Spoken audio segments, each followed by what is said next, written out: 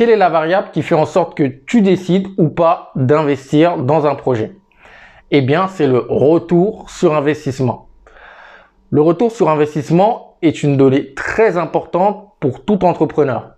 Et pourtant, beaucoup d'entrepreneurs font encore l'erreur de se lancer en ayant un calcul approximatif de ce dernier. Dans cette vidéo, je te propose de voir ce qu'est le retour sur investissement et surtout les erreurs à éviter pour bien le calculer. Si tu souhaites savoir comment faire, reste jusqu'à la fin de cette vidéo. Je t'invite donc à rester connecté et concentré.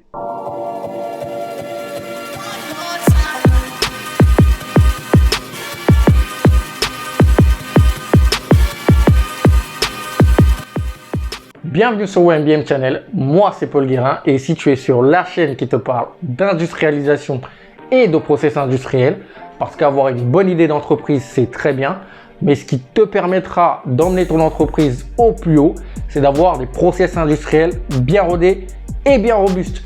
Avant de commencer cette vidéo, je vais t'inviter à cliquer sur la petite cloche pour t'abonner et recevoir mes prochaines vidéos. Et surtout, si cette vidéo t'a plu à la fin, mets un petit like et partage-la. Le retour sur investissement, qu'est-ce que c'est?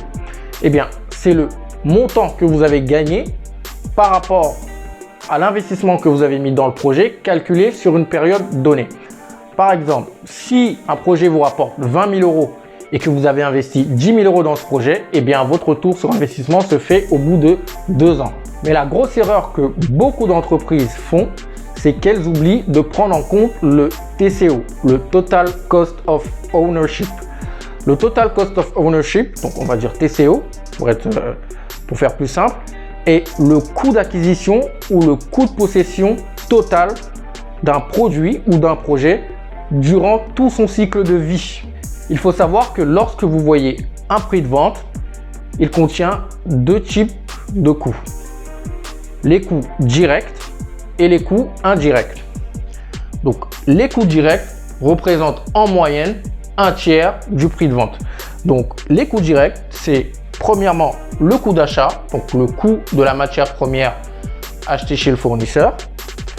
Le coût machine, donc vous achetez des machines pour produire. Le coût machine que vous utilisez pour un seul produit. Le coût de la main d'œuvre en fonction des pays, en fonction des zones. Le transport, donc tout ce qui est logistique, etc. Ensuite, vous avez les coûts indirects qui contiennent le coût de stockage. Et oui, parce que lorsque vous achetez un produit, vous devez le stocker, ça prend de la place et du coup, ça a un coût. La maintenance, lorsque votre machine est en panne, il faut la réparer. Les coûts de non-qualité, donc votre fournisseur, même s'il est très bon, va forcément à un moment ou à un autre vous livrer un produit non conforme. Donc ça aussi, la non-conformité, la non-qualité a un coût. Les coûts logistiques, si votre fournisseur pareil ne vous livre pas à temps, vous faites des transports spéciaux, ça vous coûte plus cher que d'habitude. Pareil, ça a un coût. Et l'impact environnemental par exemple. Mais il y a plein d'autres coûts qui viennent en compte. L'IT, la communication et plein d'autres coûts. Et à tout ça, vous ajoutez une marge, ce qui vous donne le prix de vente.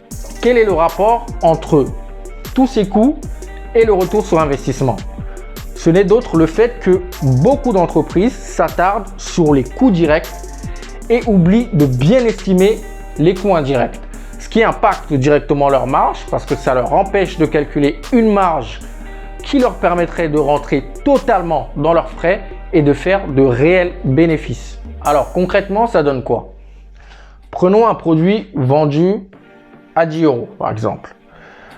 Une entreprise estime donc son prix de vente à 10 euros. Donc comme on l'a vu précédemment, les coûts directs représentent en moyenne un tiers.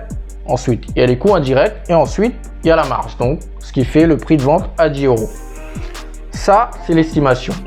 Mais comme les entreprises sous-estiment les coûts indirects, dans le réel, on se retrouve avec des coûts directs qui sont toujours pareils, donc à un tiers, des coûts indirects qui ont augmenté, ce qui rogne la marge des entreprises.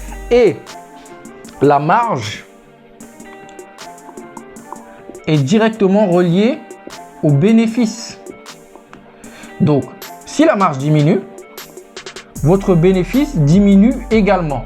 Ce qui fait en sorte que vous avez un retour sur investissement qui est plus long que ce que vous avez prévu. Voilà l'erreur que beaucoup d'entreprises font dans leur calcul du retour sur investissement. Donc, si vous souhaitez investir dans un projet, vérifiez que les coûts indirects surtout soient bien estimés. Et si vous souhaitez lancer vous-même votre produit, ne négligez et ne sous-estimez aucun coût. J'espère que cette vidéo vous a plu. Donc, la semaine prochaine, on se retrouve pour une nouvelle vidéo, un nouveau thème. N'hésitez pas à me suivre sur Instagram pour plus de contenu sur l'industrialisation. Portez-vous bien et n'oubliez pas que nous sommes tous des multi-billionnaires mind. Ciao!